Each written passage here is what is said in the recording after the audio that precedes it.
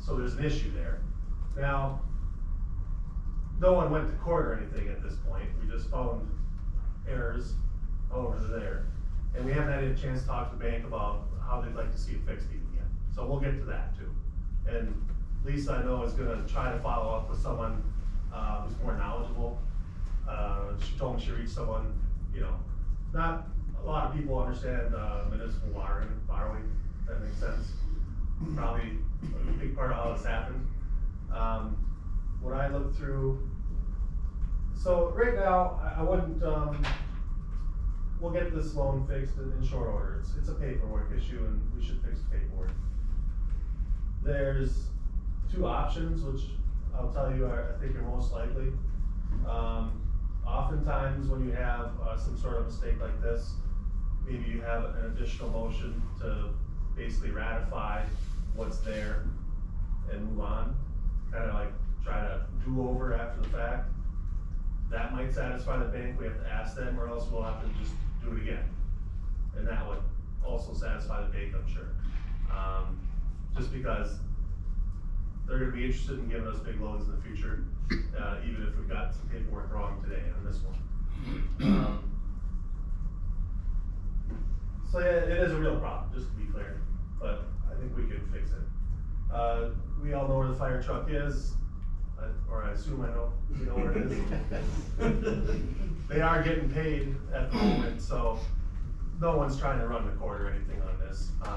And we gotta give Lisa a chance to talk to them and see what they want. So I did try to review some information. I'll just save you some time on this.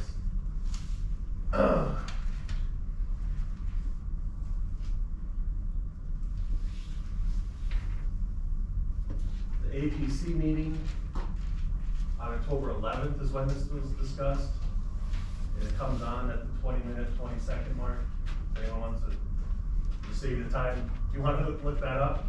And there's a lot of discussion about what the financing would be. So the general issue here was they had to move fast, or they felt like they did because prices were going up, and this truck was available, which was kind of unique.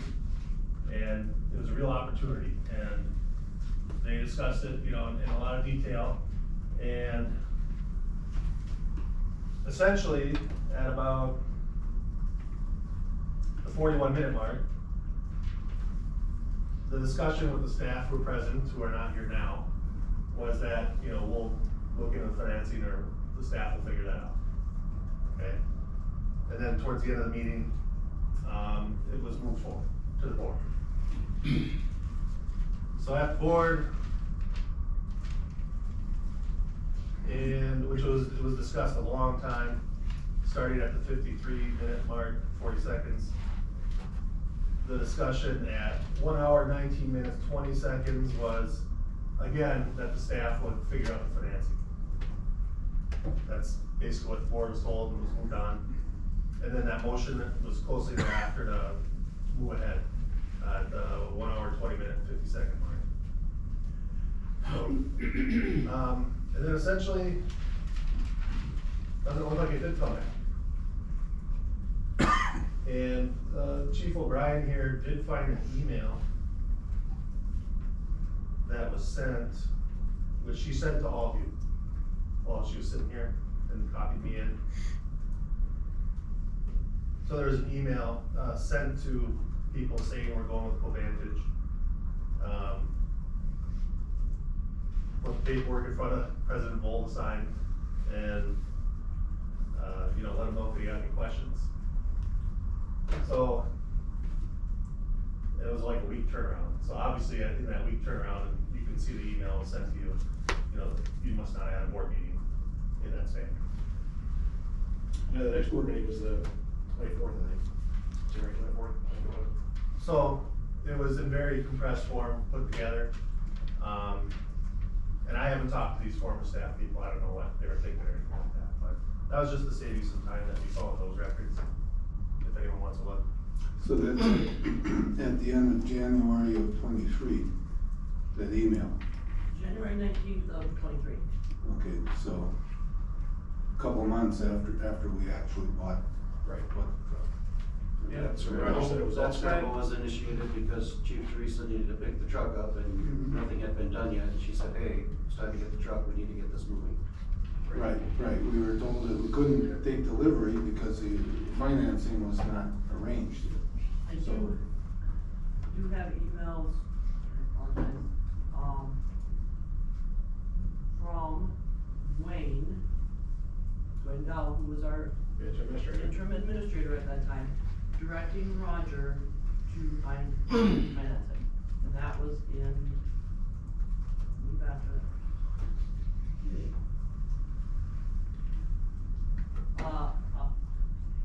October 30th of 22. So which would have been a few days after the board approved the purchase of the vehicle. The day after the board, Dwayne sent an email that said, Roger, the village board approved this purchase last night. We didn't know the final cost. We'll use ARPA funds, equipment funds, not designated. The remainder of the payment will have to be financed. Contact Pierce to see what their financing was. They were a little higher, I didn't know the numbers. And then there's a further email.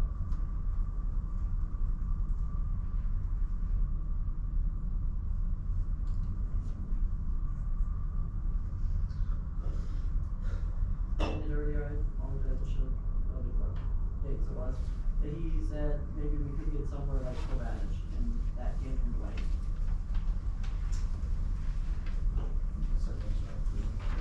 Yeah, I can forward all of these. Okay, thanks. Let me clarify one thing about the bond question. There were no bonds issued. This was just a promissory note. That IRS form, the IRS uses the word bond to include notes as well. And that definition's in there if you look for it. I knew it was in there because I had help with it before. So there weren't any separate bonds going on. It's just the one promissory note, that's it. And so your comment about Co-Vantage, they weren't really aware of the improper forms, because they, as you mentioned, they're not really up to speed on that type of. I don't know, I haven't talked to them, but that would be my guess. Some banks have a municipal lending kind of desk and some don't. So I've seen a wide variance, let's say. And so some of this may have been caught, had they had maybe a municipal desk or something, or I guess you'll find out, somebody will find out when they talk to them, but. Right, well, at least to find out what's going on back there.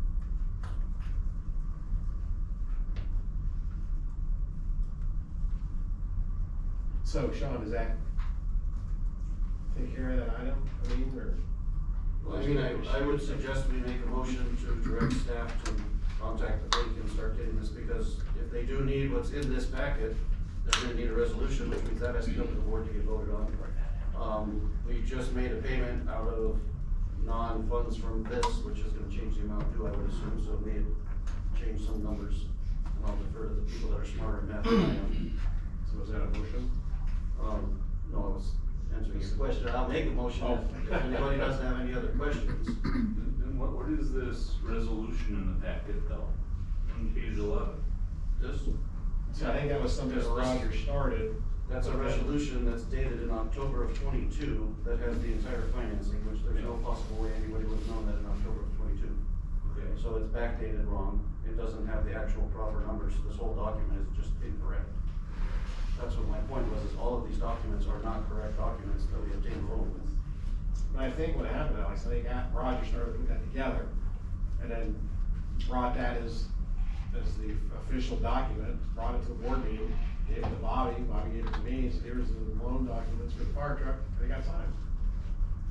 So a lot of these are stock forms that the Bankers Association kind of maintains. And so you can get a hold of these forms and start filling them out. I know I've done that as well. So that'd be how you got it. So you could have had it before you figured out what bank user means.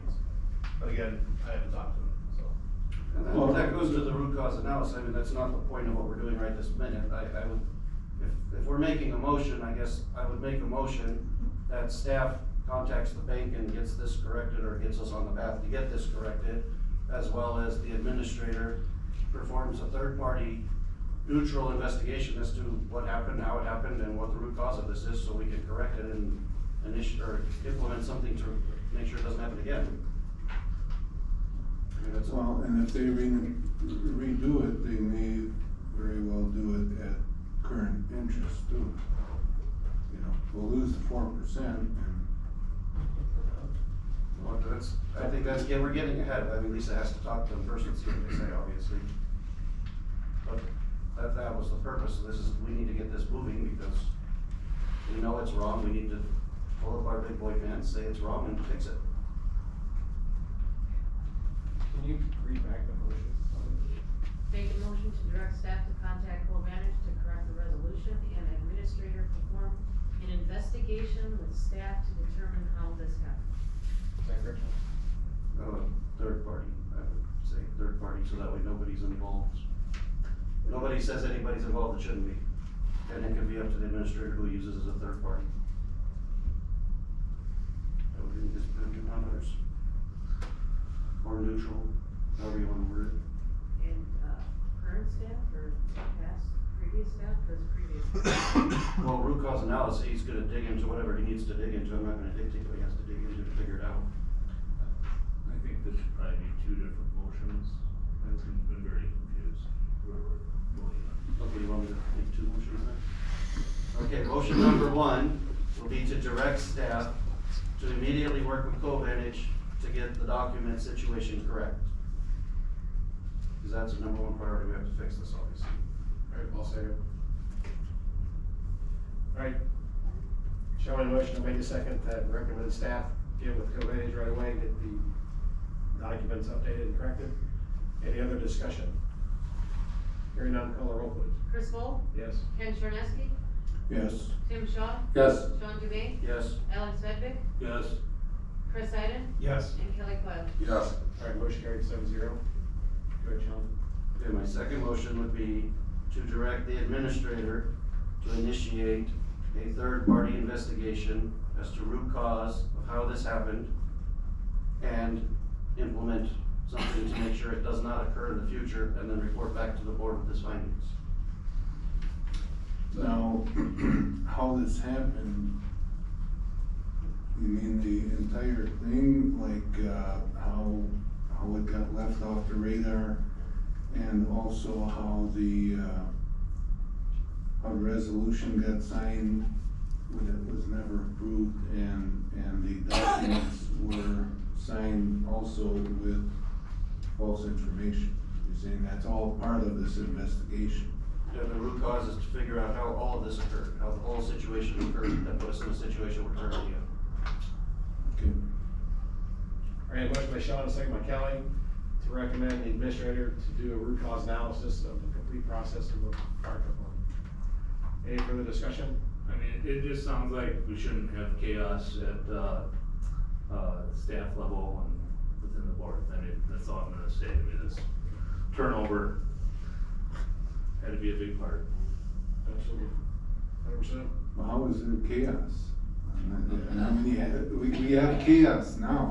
We want to straighten out the I chaos. wasn't on the board at the time this was happening. This was October of 22. I mean, Right. you know, this is when we But had now is the time where we wanna fix it. everybody leaving, and, you know, I just encourage people to look into, you know, Well, the other part why of that was happening. the other part of that whole time period, we were working on the filtration plant. So all of those loans and documents and all those hoops and things we were trying to get through at the same time, plus Roger left, Lisa came on, and, you know, then Dwayne left, and then Dave Mahoney came on. So I mean, there's a lot of significant people that turned over in that 4-month time period that this whole thing happened. Any other discussion? Call the roll please, Mona. Chris Volk, Yes. Ken Charneski, Yes. Tim Shaw, Yes. Sean Dubay, Yes. Alex Vedvik, Yes. Chris Iden, Yes. Kelly Coyle. Yes. Alright, motion carried 7-0. Moving on to item E, discussion action dispersal of the village funds for the ladder truck.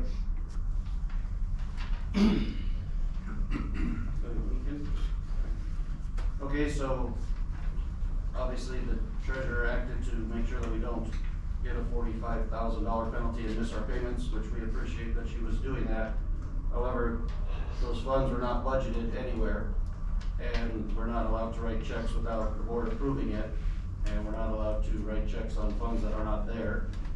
So we have the issue of, we need to make sure we don't do that again, as well as those funds were not levied, or that's where they're supposed to come from, so we just deficit spent $90,000 because we can't backdate a levy and go levy everybody for that Well, you payment. can't, but there's some things you can do at the end of this year to get some of that maybe back to 24. But at least we'll have to look into that too. I heard a little bit about it earlier today, but I don't know enough about it to say a lot more about it than that. But we've already heard how we ended up where we are, how we got paid, right? Somebody found a signed resolution, everybody assumed it was already budgeted. So the resolution was signed, it was in a drawer somewhere. It was provided to the clerk provided it to the president, I signed it. It was related to the fire truck, board approved it. So that's how it got signed. But it wasn't budgeted, she said she knew it wasn't budgeted. So if we know something's not budgeted, It wasn't budgeted, but if you remember, this is coming out of Fund 350, and back when we were talking about the budget, there was a fund balance for 350 that is the only way that we can use it, or the reason that the fund balance had ended up being as large as it is because we refinanced back in 21, and I know that there was conversation at one point of how to spend that. So yes, it's not in the levy, it wasn't in any documentation that I had at the time that I was getting help of how to fill out the levy. So it was missed, but I will look into if there's a way that we can do anything to try to levy back. what is 350? What fund is it? Debt. The debt service fund? Yeah. Cause we have like almost 600,000 surplus in that. So, on this document, it states that the debt service fund is not allowed to be above what we have to pay out, it should basically be paid out at zero at the end of the year. So if that's the case, and we spent $90,000, we should be 90,000 in the hole, if that's. So we'll have to find somewhere else to take it from. Right in there. Correct, but I guess the point of this is we need to make sure that we don't write checks without board permission again. I mean, we're I spending agree. taxpayer money without board permission. I agree, again, this wasn't something that I was really looking at it, I was looking as my ethical standpoint that I've always done in finances is not to spend more money on fees and everything else.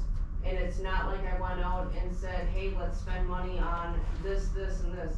I paid a debt that I had looked at and it appeared to be approved. We have the fire truck, and instead of spending, and I could have went through, and you're right, it should have went to the board, it should have went to ATC, and we should have did that, and then we could have defaulted on the loan. So if you are asking me from this point forward, that if I come across something like this again, to follow procedure, and if we incur penalties and interest, but to follow policy, that is what I will do. So, you're giving the tone that I'm accusing you. I'm not accusing you, I know you did it with the best intentions. But my point is, if we found out about this in early January, you could have immediately sent an email to the board, said, we have a problem, we need to discuss this, let's go. That wasn't done. A singular board member gave permission to write a check was written. Yeah, That's not how it's supposed to work. because the That's against the law. paperwork looked legit and everything lined up. But we were writing it from what? We didn't have time to say, hey, is this in the budget? She didn't discover that it wasn't in the budget until afterwards. You have to remember, this is all before any of this information was discovered. There was a resolution, it looked legitimate, the loan documents looked legit, it was signed, the board approved the purchase, we had the truck, we had 4 days to get them a payment. It took 3 days to get the payment to the bank before they could even accept it, because Lisa was even on the account then. But she said she identified that it wasn't budgeted at that time. That's how she found out, because she found out it wasn't budgeted. So if we knew it wasn't budgeted, that should have gone to the board. Right, and also, if you found out on the 19th, it gives a 10-day grace period in here too. And I was looking at again, I saw the deadline on January 25th. Yeah, so I'm sorry, it was a mistake on my behalf. I didn't see the grace period either. If I'd saw it, if I'd known it was what budget, I said, hey, we need to run this the regular course, because we would have enough time to do that. Well, I guess the whole point is, that Sean's bringing up here is even president doesn't have, authority to say, yeah, go spend that money.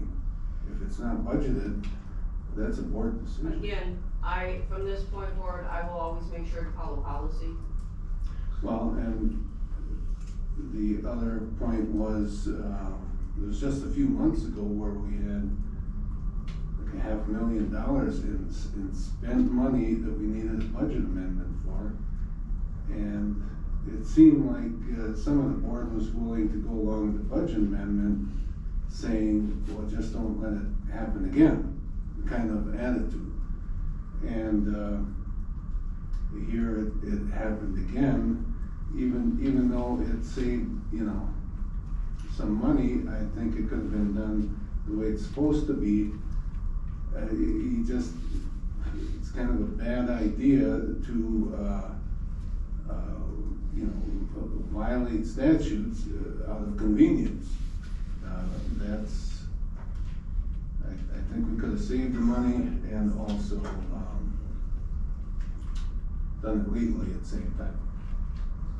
I think, Ken, I have a lot of thoughts on this.